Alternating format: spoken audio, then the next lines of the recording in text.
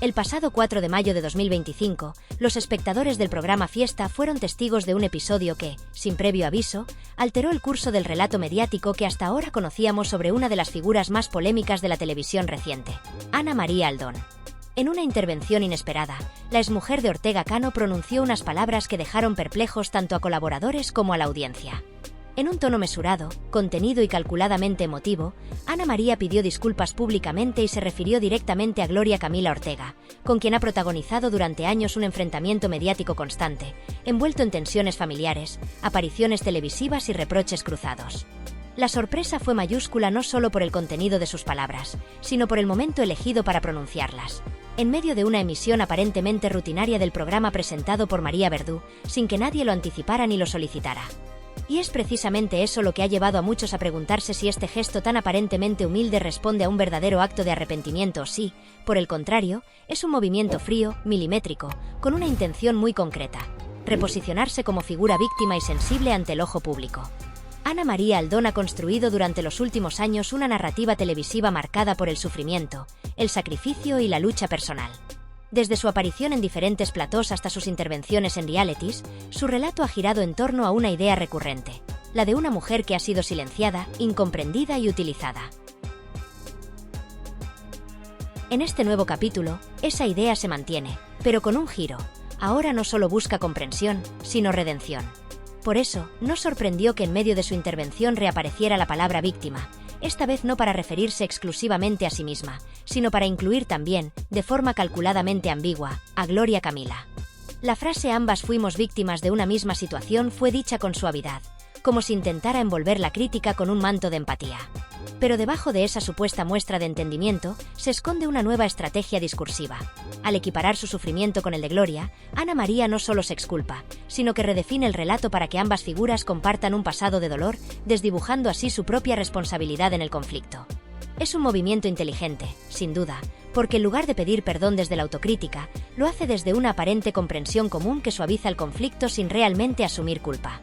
En paralelo a su intervención, y como si todo estuviera cuidadosamente orquestado para generar un efecto envolvente, también se vivió otro momento que añadió tensión al programa: la aparición de Iván Reboso, conocido como Bigotitos, quien desde el principio se mostró crítico, directo y poco dispuesto a seguir el guión del sentimentalismo. En un intercambio breve pero contundente, Iván cuestionó con dureza el relato de Ana María, insinuando que sus palabras llegaban tarde y que, lejos de ser un acto de honestidad, parecía más una jugada mediática. La reacción de Ana María fue contenida, e incluso sorprendentemente conciliadora. Sin perder la calma, le respondió con frases neutras e incluso lanzó una disculpa hacia él, algo que descolocó a muchos en el plató.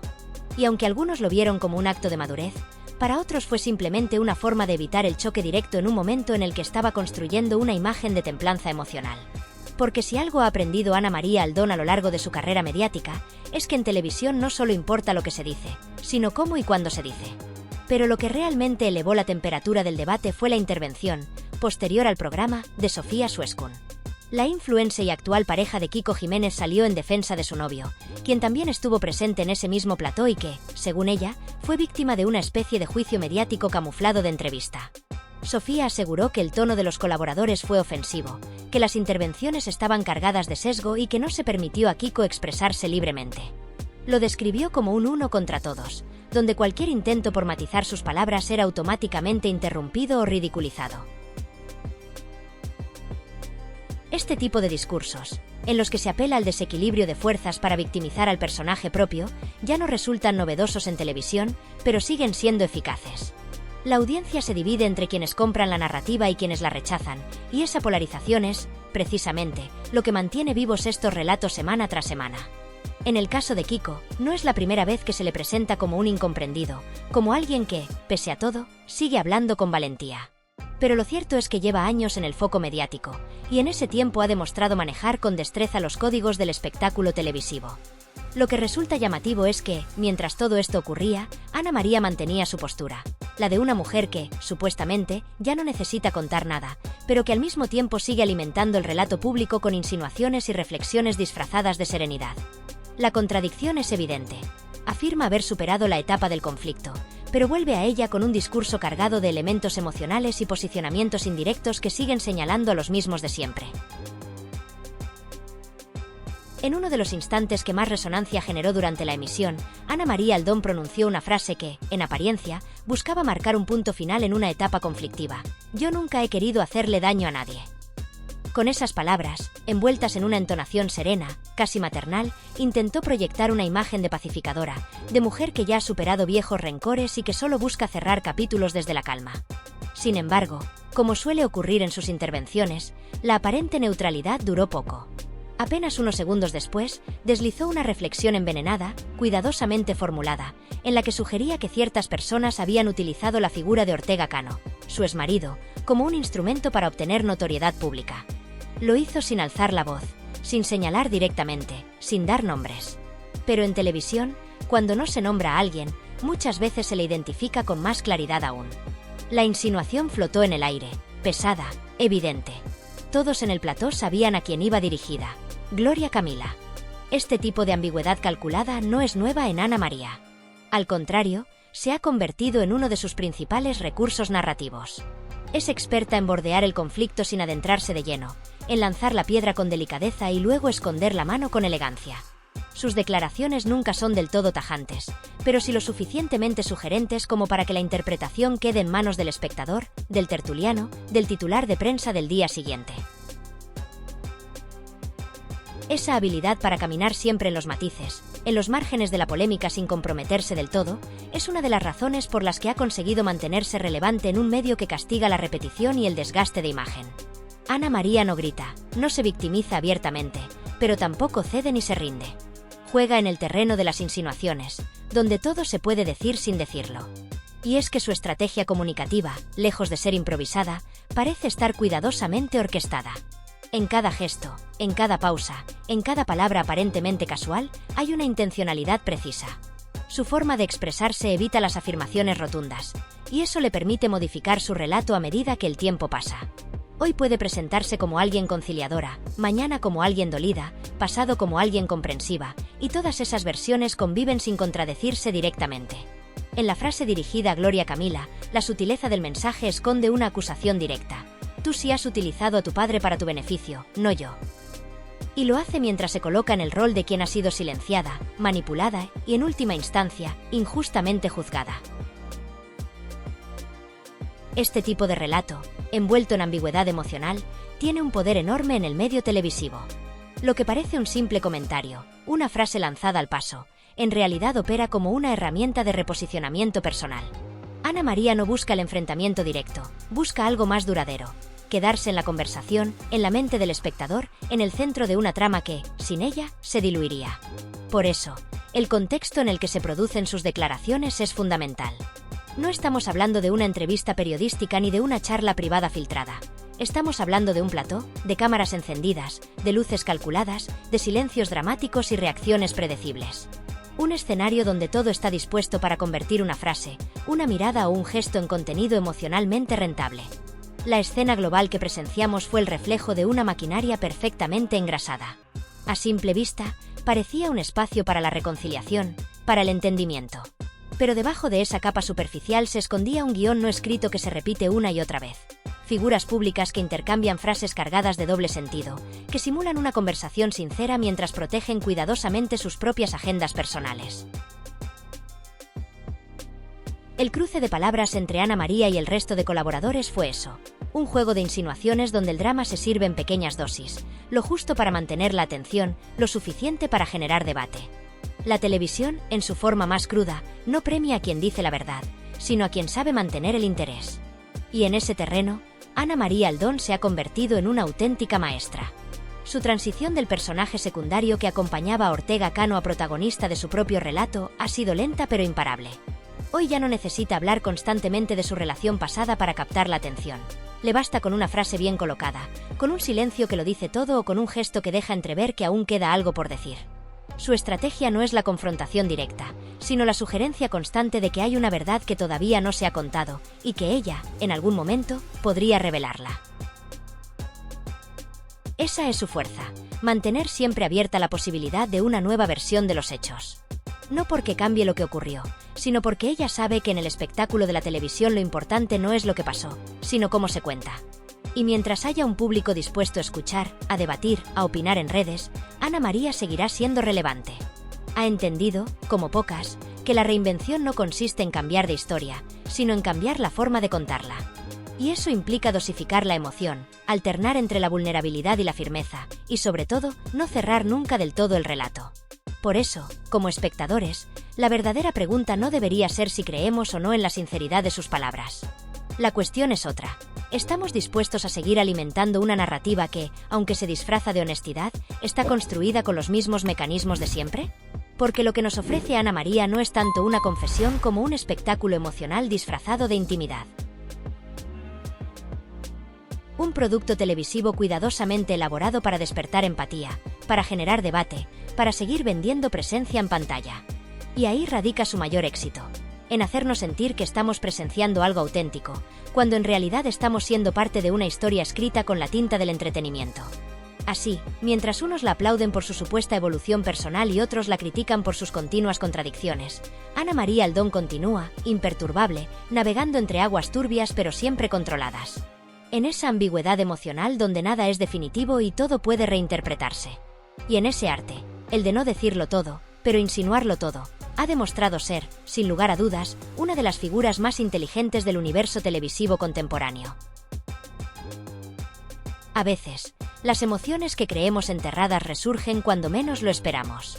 Eso fue, exactamente, lo que pareció suceder durante la última intervención televisiva de Ana María. Aunque, en un primer momento, aseguró con firmeza que no tenía ninguna intención de sentarse a hablar ni de participar en ese tipo de encuentros públicos. Me lo han propuesto muchas veces, dijo. Confesó que se encuentra en una fase distinta de su vida. Una etapa, según sus propias palabras, marcada por la serenidad, por el cierre de heridas y la superación de traumas del pasado. Al menos, eso creía. Porque, como bien reconoció después, hay dolores que simplemente se disimulan, pero no desaparecen. Yo ya estoy en otra etapa, empezó diciendo, con voz pausada, como quien intenta mantenerse entera frente al abismo de los recuerdos. Una etapa en la que pensaba que todo estaba superado, o al menos, eso creía hasta ahora. Fue una afirmación contundente, pero teñida de matices, porque lo que vino después no fue una declaración de paz, sino un testimonio cargado de reproches contenidos, silencios reveladores y frases envenenadas que apuntaban sin nombrar. A pesar de insistir en que no venía a victimizarse, lo cierto es que su discurso bordeó permanentemente ese territorio difuso en el que uno dice no querer convertirse en víctima mientras se proclama, a la vez, como tal. No me quiero poner en el papel de víctima, Iván, y te lo digo de corazón, expresó en un momento especialmente tenso de la conversación, tras haberle pedido disculpas por el tono con el que había reaccionado a una de sus preguntas. Te he pedido perdón por la manera en la que me he puesto. Porque no era la forma. Tú eres un compañero, y me parecía justo hacerlo. Pero justo cuando parecía querer calmar las aguas, la contradicción volvía a aflorar.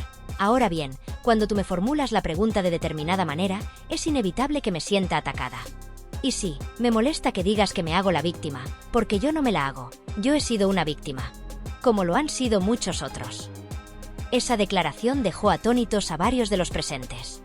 En apenas un par de frases, Ana María había negado ser víctima, había asegurado que no necesitaba ese rol y había reafirmado que lo era. Un bucle emocional del que parecía difícil salir. No es que yo quiera presentarme como alguien que sufre, pero lo he sufrido. He vivido situaciones injustas. Y lo peor es que no fui la única. Aquí todos, de una manera u otra, hemos sido arrastrados por el dolor de una familia que se rompía delante de todos. La tensión en el plató iba en aumento. Emma García intentó, como suele hacer, moderar el tono con un comentario neutral. Todos los que estamos aquí sabemos que esto, más allá del testimonio personal, forma parte también de un espectáculo. Aquí hablamos, nos emocionamos, pero no olvidemos que también estamos haciendo televisión.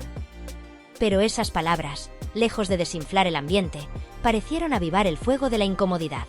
Ana María, aún con voz contenida, replicó: «Sé que esto es televisión. Sé dónde estoy.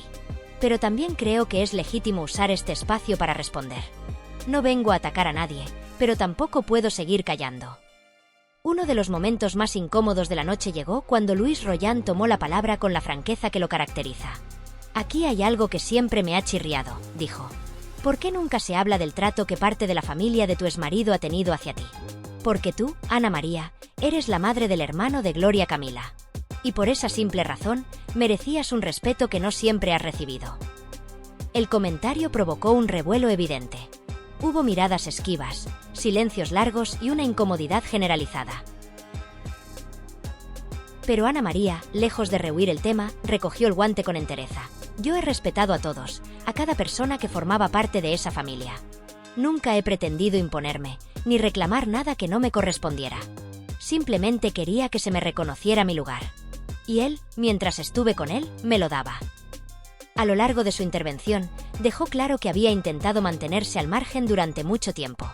Que nunca buscó protagonismo ni quiso interferir en los vínculos ya existentes entre otros miembros de la familia.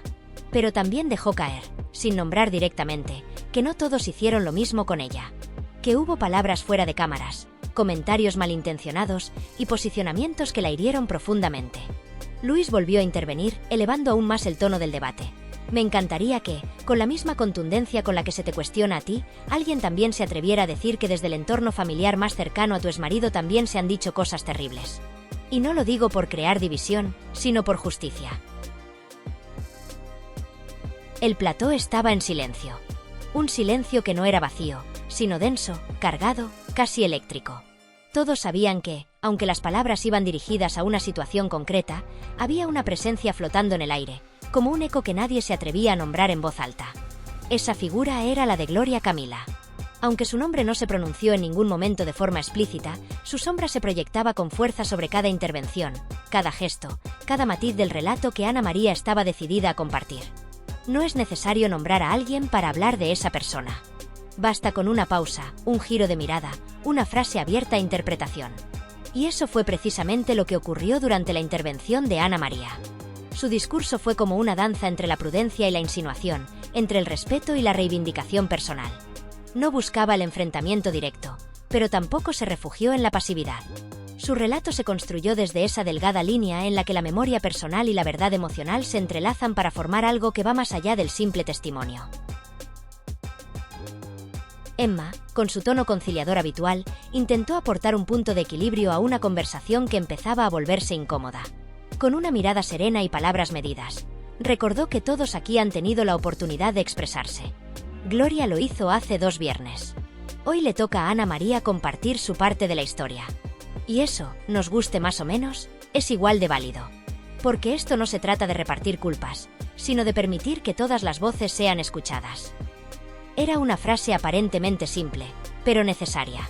Una llamada al respeto, al derecho básico que todo ser humano tiene a contar su versión de los hechos, especialmente cuando durante años ha permanecido en segundo plano, observando cómo otros ponían palabras en su boca y construían relatos en los que su voz brillaba por su ausencia. Esto no va de buenos y malos, continuó Emma, consciente del delicado equilibrio emocional que se manejaba en ese momento. Esto va de emociones, de vivencias distintas, de cómo cada persona ha vivido su parte de esta historia. Porque una misma realidad puede sentirse de formas completamente diferentes dependiendo de desde dónde la mires. Y es en ese punto donde la intervención de Ana María adquirió un peso aún mayor. Porque lo que ella vino a hacer no fue a defenderse, ni a atacar, ni siquiera a dar explicaciones. Lo que hizo fue, simple y llanamente, hablar. Romper un silencio que, aunque cómodo para muchos, llevaba años pesando sobre sus hombros.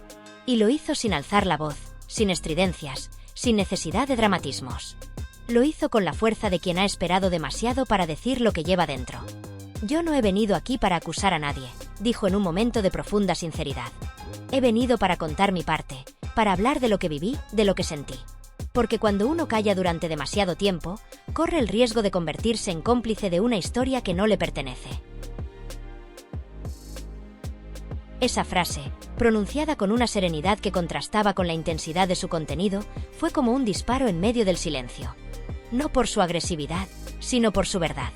Porque pocas cosas duelen tanto como sentirse parte de una narrativa impuesta, en la que tu papel está escrito por otros, en la que tus silencios son interpretados como culpabilidad o indiferencia, y tus emociones son minimizadas por conveniencia ajena. Y ahí, precisamente ahí, es donde reside la verdadera esencia de lo que Ana María quiso transmitir. No vino a limpiar su imagen ni a contradecir lo que otros han dicho. Vino a reclamar su lugar en una historia que también le pertenece. A recuperar el control de su relato. A decir, yo también estuve ahí, yo también viví todo esto, y tengo derecho a contarlo a mi manera. Lo más interesante, sin embargo, es que su discurso no buscaba generar una nueva polémica. No pretendía reabrir heridas por el mero hecho de hacerlo. Más bien, parecía una catarsis personal. Un intento por sanar, por cerrar un ciclo, por dejar claro que su silencio no era olvido, sino respeto. Pero un respeto que, con el tiempo, se había convertido en una cárcel emocional. Y entonces surge la pregunta inevitable, no solo para el espectador, sino para todos los que han sido parte de esta historia mediática. ¿Cuántas veces hemos asumido como cierta la versión más ruidosa, la que más espacio ocupa en los medios, sin detenernos a pensar en todas las voces que nos escuchan? ¿Cuántas veces hemos confundido el silencio con la ausencia, la discreción con la culpa?